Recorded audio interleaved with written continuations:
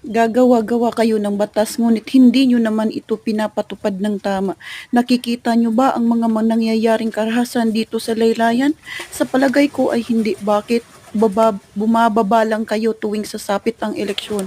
Magpapamudmud ng kung ano-ano at paulit-ulit nyo kaming inuuto. Maluklok lang kayo sa pwesto. Walang mga pinagkaiba sa inyo. Patagisan ng talino at kakayahan ko no. Ngunit ang totoo, wala kayong ginawa upang kahit papaano maiangat ang bansa. Kapwa Pilipino ang nagsasabong tuwing darating ang araw ng halalan, magkakadugo ang nagpapatayan habang kayong nailuklok walang pakialam.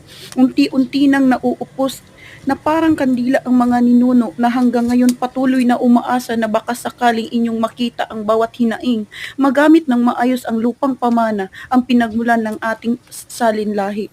Maitanong ko lang, kanino ba ipinagkatiwala ng Panginoon ang mga bagay na kanyang nilikha? Bakit ang